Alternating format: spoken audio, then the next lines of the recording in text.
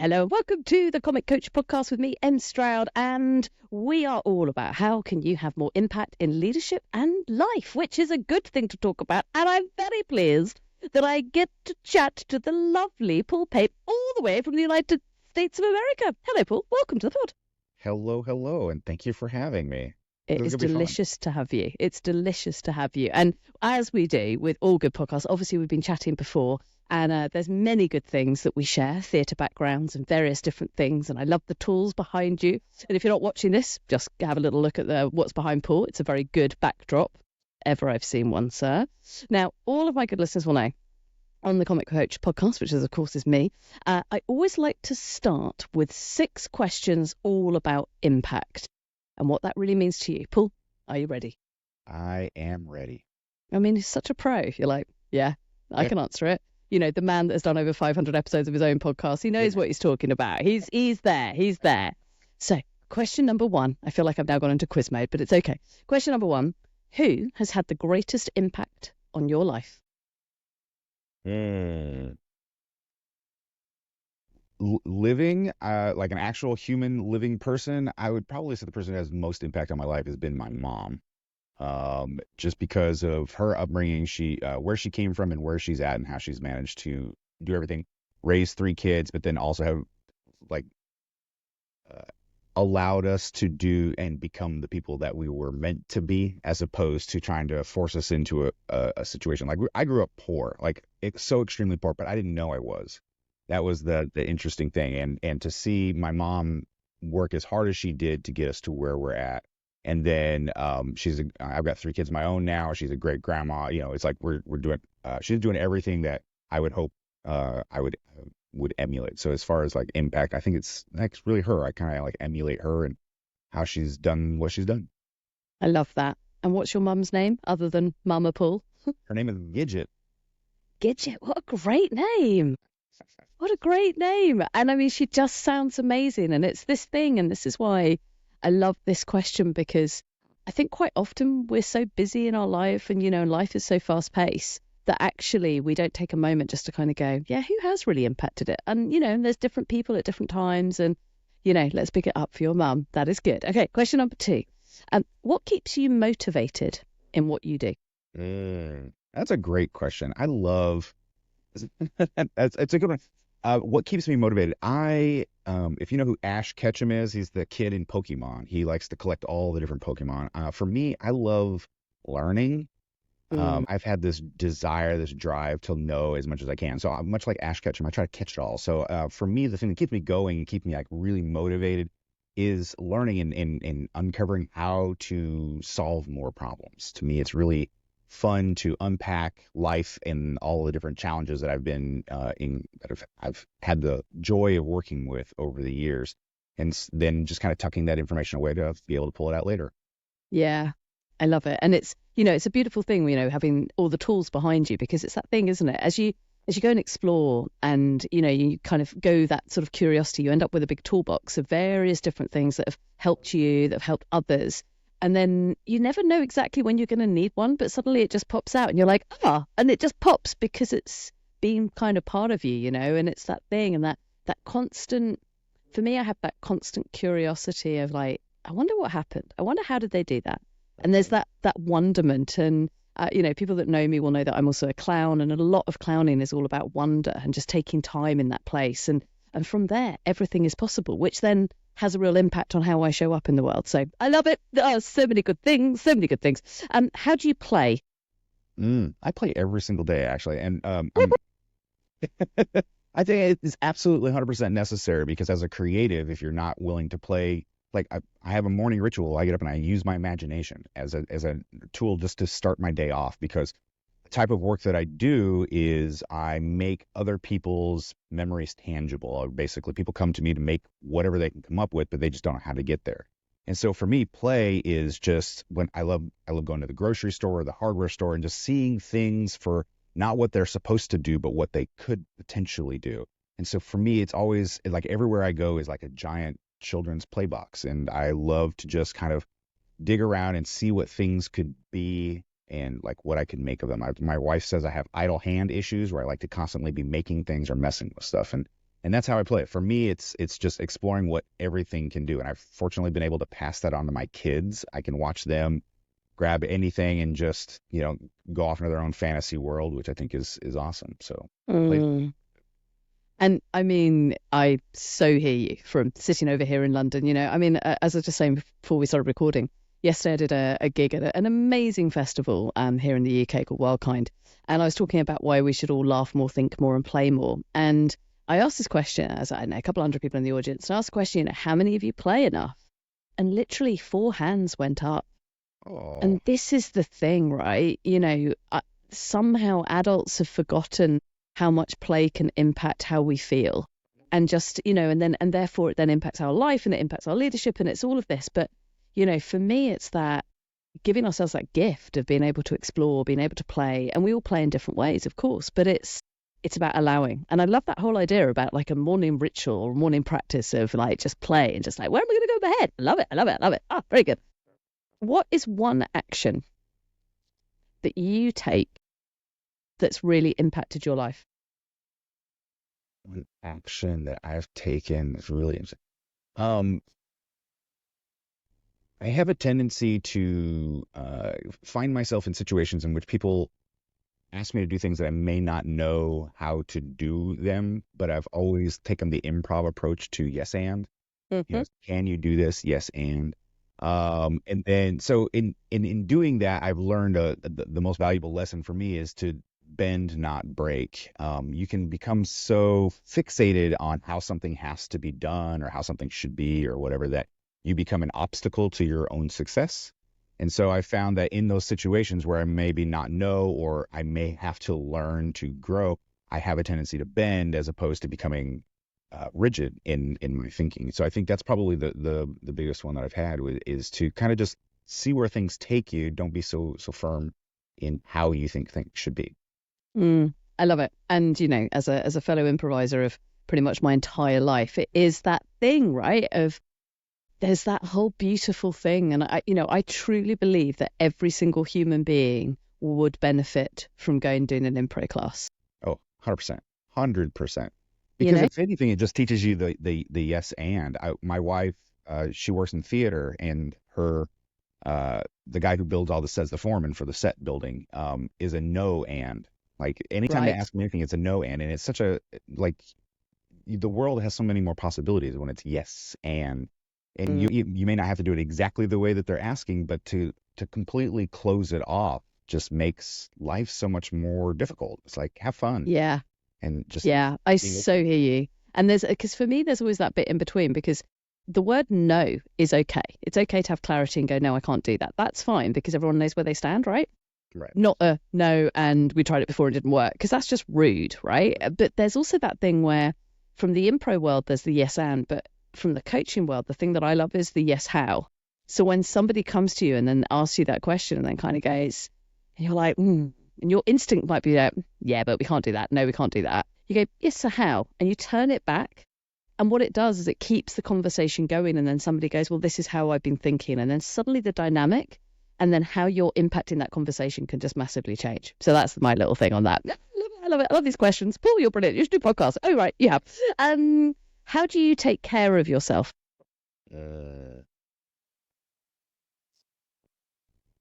that's a good question. Oh, like the normal answers, I eat as good as I can. Actually, I have 3 teenage boys, so they make me eat as well as I can because it's only small portions because they eat everything else. But we're gonna take care of it. Imagine I've got one who's just moving into teenage and it's like, how much do you eat? It's Where does crazy. it go? I don't understand. Full meal, man-sized meal, Yeah, 10 minutes later, can I have some toast? yeah, exactly. I'm starving. Do you got any food? Hey, we just ate. But you were a teenage boy. Were you the same? Uh, I I I must have been. I mean, I think I was a 12 pack of Mountain Dew a day kind of guy. So Other drinks are available, but of course, Mountain Dew, if you want to sponsor me, we might be open for it. But yeah, I mean, Mountain Dew, holy moly, not you know, anymore. No, one no, and I'm done for the day. yeah. That's a big one. Okay, what was the question again? I So got off. how do you take care of yourself? How do I take care of myself? Honestly, I love my job. I'm Santa Claus for nerds. This is what I do, and so how I take care of myself is my job is just, I work in a like Santa's workshop area, and so this is how I take care. I let myself play all the time, and I'm like, as a coach myself, that's what I'm teaching people. It's like, you should be having fun in the things that you do. It's work, but when I come to my studio and I'm surrounded by all my stuff, I've never once sat down here and felt sad that I have to go Yeah. and make things up for my entire being here. It's so that's I think it's just being okay with this as a career, as a choice. And I've heard a lot throughout my years, get a real job. And I'm like, this is real work. So how is this not a real job? Because you shouldn't be having fun.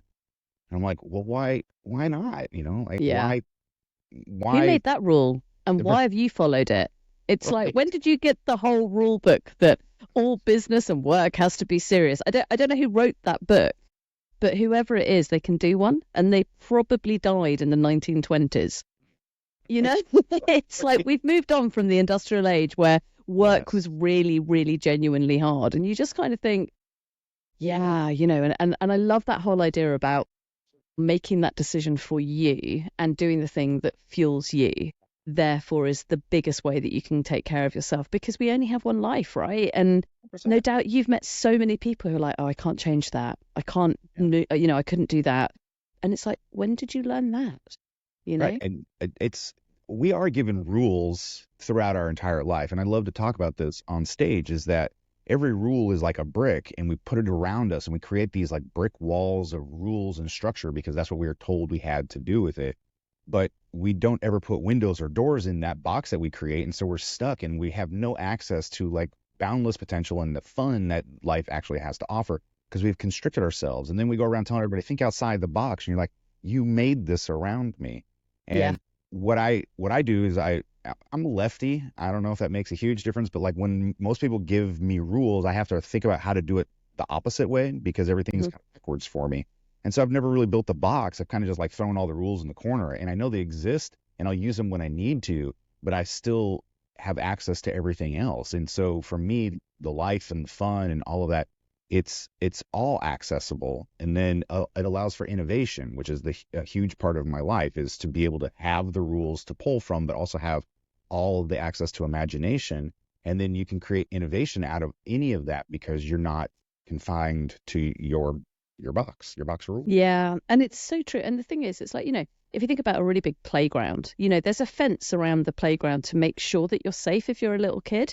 But inside that playground, so you do need that, you need those the sort of the outside rules to make sure that there's safety.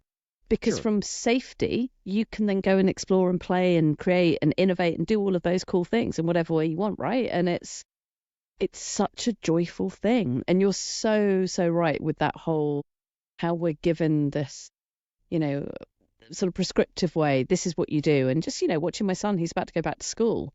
And once again, he's going to go and he goes to a good school and all of that. But it's going to be, you sit down and you learn, and then you move and you go to another classroom, and then you sit down and you learn. And one of the things that I've been exploring is, all the different ways that adults play. And there are some ways that adults play. For example, the dreamer, they're just the people that like to go and play off in their head. Now, those are the people that be told off at school. But actually, they Right. could be dreaming like the next big Apple or the next big, I don't know, Riverside that I'm recording. It's like Mhm. these rules, So I am there with you on that, Paul. And then finally, on the questions about impact. And of course, all of you very clever people will have gone, oh, look, there's a question that has impact. It spells it out in it. So it's very clever. It's like I thought about it. It's like I've thought about it, Paul. What have you been thinking about in the last couple of days? Uh, Believe it or not, I have a TED Talk coming up here in Oh, yeah. October. So, and it is about creativity and impact.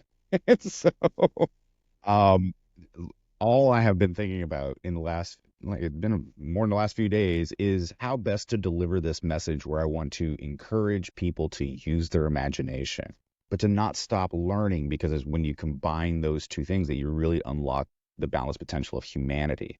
And so what I've been thinking about is how best to approach it, because every human has the potential to create something new and innovative because we use our imaginations, and we're the only species that has creativity at our disposal that we're aware of. And so I want to make sure that the way that it is approached and the way that it is given is that it is such an open invitation that anyone will want to grasp onto it and make a positive change in their world, which then ripples out to everyone else. So Of that's what's been course. in my mind. I mean, fair. And as you know, I so hear you. And regular listeners and people that know me will know I've done 2 TED Talks, and I know they do end up kind of consuming your brain more than anything else, because they're it's a privilege. It's a real privilege to deliver one, let alone two. And I'm very grateful I managed to do two. But it's unlike any other talk, because it's an idea, and it's an idea, and you never deliver that talk in the same way ever again. Even if you go out and make lots of money from speaking, a TED Talk is this unique entity. So well, good luck. I mean, you'll be fine, and enjoy it, because it is just an awesome experience. So, so you have now successfully completed the 6 questions of impact. I've just made that up just there. So there you go. Woo, because we can. It's all right. And so for my fabulous listeners that might not come across your work, do you think you were always destined to not be in a box and to end up doing the stuff that you're doing? Or was this a conscious choice? Like, did you go down some sort of route of like, I started a corporate job, and you went, holy moly, I'm never doing that again? I've never had a real job. So And he is proud, and so he should be. I think the closest I've had to a real job is I was a college professor for theater for 3 years. And Okay, that is a real job. the bureaucracy on that one, it was way too much, which is why I got out of it. But what was funny is in doing that, they didn't know how best to use me. I had originally been hired as the technical director and the scenic design professor, but they are like, your skill set is so weird. I don't think I taught the same class twice. I always was doing these completely new things and having to rewrite the syllabus. So to me, it wasn't a real job, because I was constantly having to learn what I was going to teach. So it wasn't anything that I would go there and like, this is the routine. There was no routine, which was great. I I think I'm a middle child, which I think plays a lot into my personality. I'm very self-sufficient. I have not an authority issue, but I play well with others when I have to, but I don't like to be subordinate, I guess is the thing. I think be in charge. I've owned my own business, and I kind of spearhead a lot of things. I've spearheaded 3 organizations, and I start these things, and it's just because I have a lot of drive.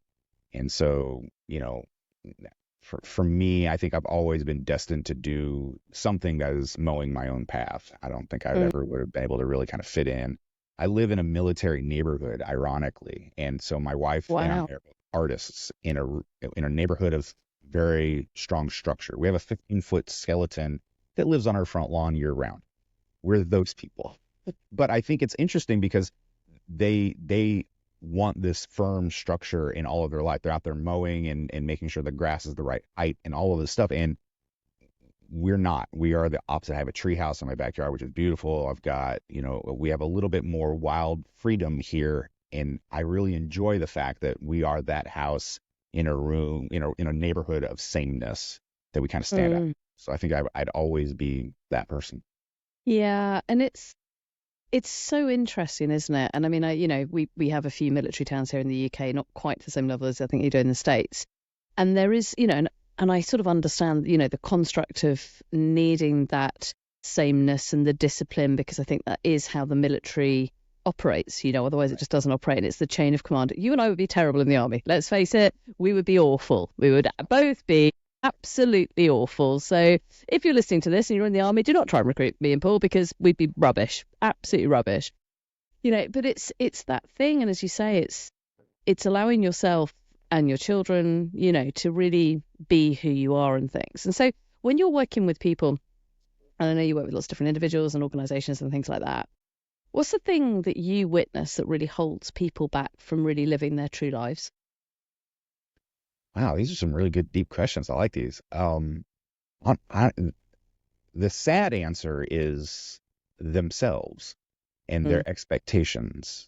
By the time they come to me, they have an idea, they have a seed that they think is impossible. And then when they contact me, it's always like a little sheepish, kind of, are you able? Is it possible? Are there? And the answer is always, yeah, sure, let's do it. And I think to them, they're just like, what do you, then like no hesitation, no nothing, like anything? And like, yeah, anything. Let's see, because we can always figure out the how later. And to see them, their eyes kind of brighten up and be like, I didn't understand that anything was possible. And it's like, yeah, absolutely. And I think that's with companies with like I was working with Nickelodeon. We were doing the promo for Teenage Mutant Ninja Turtles, this piece, and they're going to give away a bunch of Xboxes, and they wanted to decorate them so that they were themed. I'm like, okay. Then they said, well, let's do some stickers on them. I'm like, well, that's kind of boring. Why don't we make like full sculptures and do all the, have things coming out of it and all that? And they're like, is that possible? I'm like, yes. I'm telling a room full of people who innovate and they're creative all the time.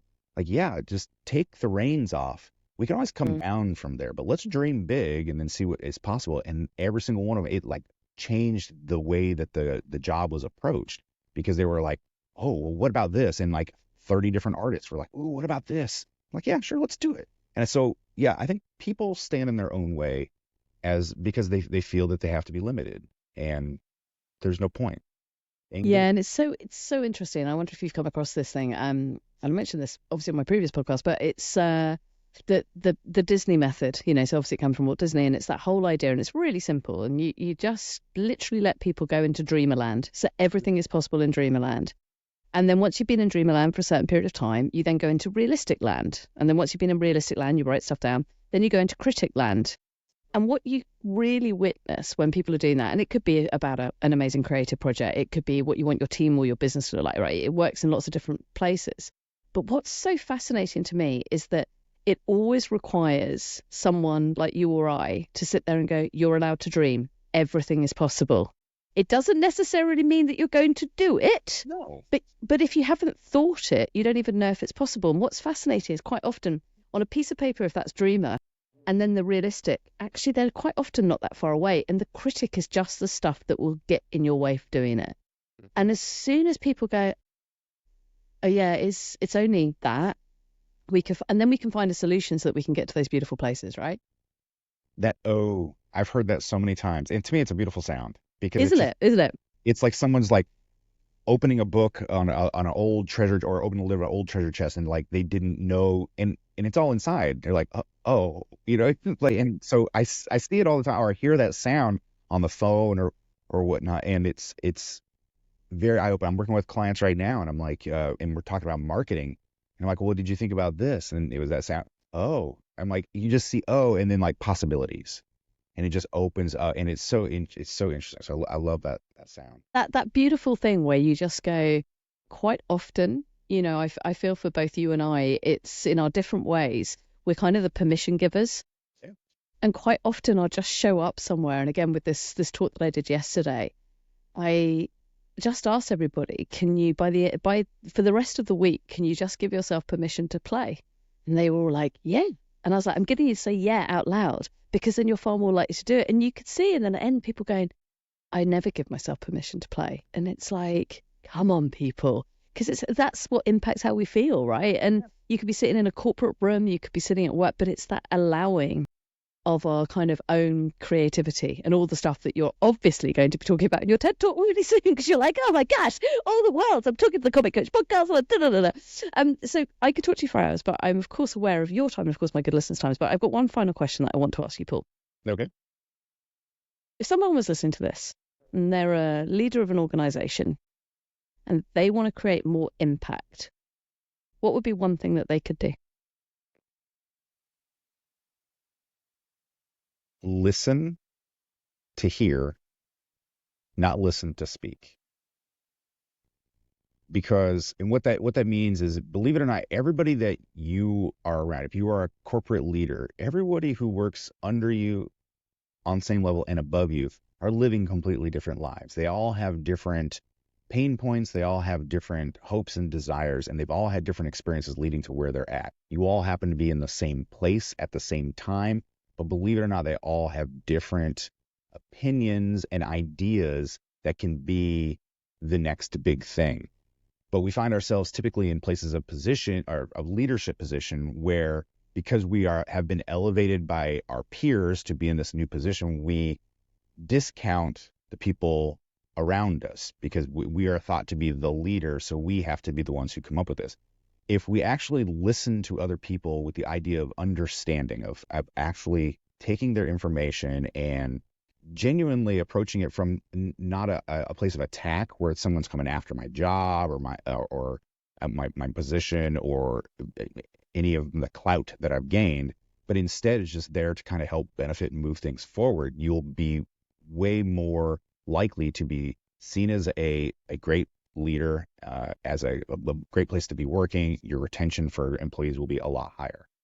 When we listen to talk, we're just listening long enough to grasp onto that thing so that we can prove that we have knowledge to speak on the conversation. I would rather have a leader who is quiet and willing to listen and then add in information when it's necessary than somebody who's there to try to feel like they have to eat all the air in the room to motivate me.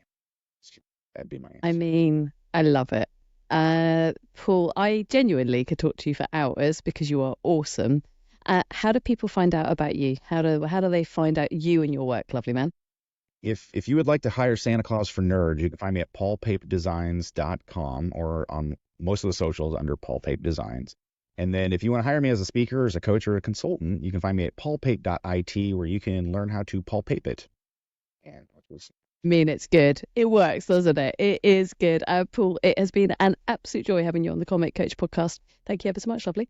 Thank you. Appreciate it. Well, that was Kevin. And we just obviously had a little bit of a chat after finishing recording and things. And, you know, it's a fascinating thing, isn't it? Just asking these 6 questions around impact and where people go in their conversation. And bless him, he was like, I get really excited, so I'm sorry if I talked over you. And I'm like, it's fine.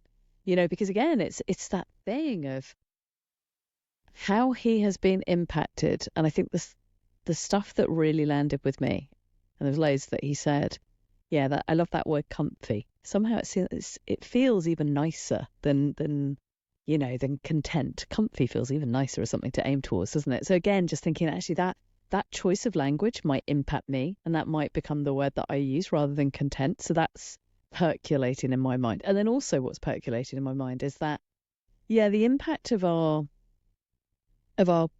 early caregivers that we have. Now, some of us will have had awesome childhoods. And like you said, you know, he was really grateful for his mum, but obviously she was a pain because she's a human, right? And you hear how much his mum impacted how he lived his life, that he was allowed to carry on being creative and using imaginations and not being put in this box like the school wanted to do. And some of us will have awesome people that impact our lives. And, you know, for me, mine was my dad. You know, my dad, okay, and he died when I was 10. But the impact that he had on me was deep and profound, because he showed me that it was possible that you could do different stuff, right? And I can't remember, you know, so some of you will be new to me and new to my podcast, and you know, one of the things when I really think about it, and this will gently hurt your head. So my dad was born in 1900. Yes, that's 1900. 1900. My dad lived and fought in both the world wars. Not my granddad, my dad. So my dad died in 1989, and so he was 89 when he died.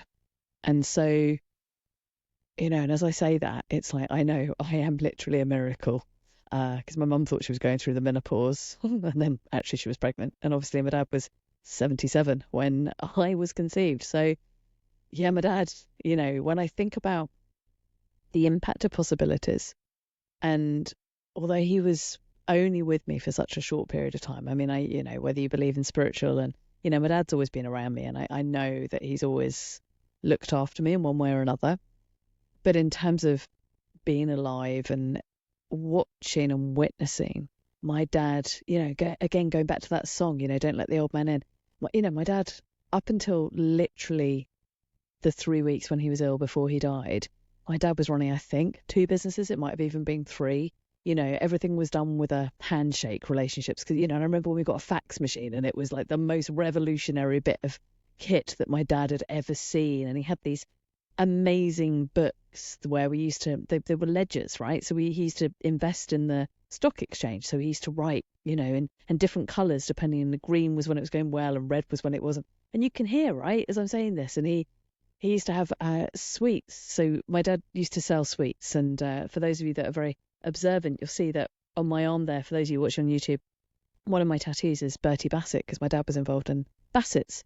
He was a director, but he also then set up his own sweet company and was a middleman. Now, this business wouldn't exist anymore because there would be no reason for a middleman because we've got logistics and things. But it's that impact and who has impacted us. And sometimes I think we dismiss the positive impacts that people can have on us because I think we're so hardwired to not seek out. I don't believe that anybody seeks out the negative, but I think we highlight the negative. It comes back to the conversation about the news. It's like, who do we let in to us that impacts how we think about ourselves, which then has an impact with how we're living our lives?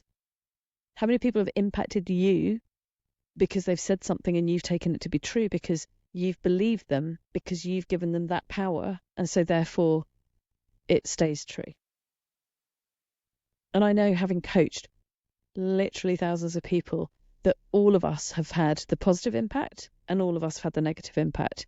But I think what we quite often do is we spend time so deeply aware of all the negative impacts that I think sometimes we can forget the positive impacts, and we can forget, those amazing people that have impacted it, us, impacted us, and who has impacted how I speak. I've been very blessed with having some very good vocal coaches who right there at that moment would have been like, Em, sort your speaking out. I'd be like, sorry, Joe.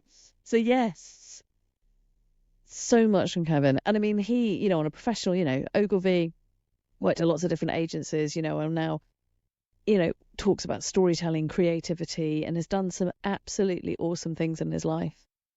And I just think it's so fascinating that, in the last 2 years, he made that decision that's impacted his life the most, so that he went off and started working by himself. So I wonder if you're listening to this, I wonder, what's the decision that's really impacted you the most in your life? Let me know. I love hearing from you. So let me know. I'm everywhere on social media. So obviously, I'm not everywhere, literally. Yeah, there she is again, trying to impact us in our life. Oh, there's the comic coach again. Go away. She's everywhere. No. Actually, one of my friends would say, whenever I turn on Instagram, I only ever see your feed. And I was like, okay, that's weird. Do you only follow one person and it happens to be me? She's like, no, you just seem to be anywhere. Anyway, do let me know. Do let me know how this has landed. Let me know what decision has really impacted you in your life. I can't wait to find out what you're all thinking and what decision you're going to make that's going to impact your life in the good now. Oh, many, many questions to answer. It sounded a bit like Yoda there. Many things. Is that Yoda? Okay, good. We're going to leave it there on the Comic Coach podcast with me, Em Stroud, before I go off on another many thousand different tangents. I've been talking far too long today, so I'm enjoying myself far too much. Thank you for listening. If you're just new to this, which of course you will be because this is my 4th or 5th episode, so this is also a new podcast, do please subscribe, tell your friends about it, and go, oh, you should have a listen to the Comic Coach podcast. It's awfully good. Obviously, if you think it's terrible, just don't tell it anybody. Do subscribe in all the places you can subscribe. Do share it in all the ways that you can share it. And of course, lovely people, do get in touch with me. I am Em Stroud. I am the Comic Coach. You have been fabulous and marvellous. Go create some awesome impact because you know you can, and you know it's going to help you change the world. That was my ending of today.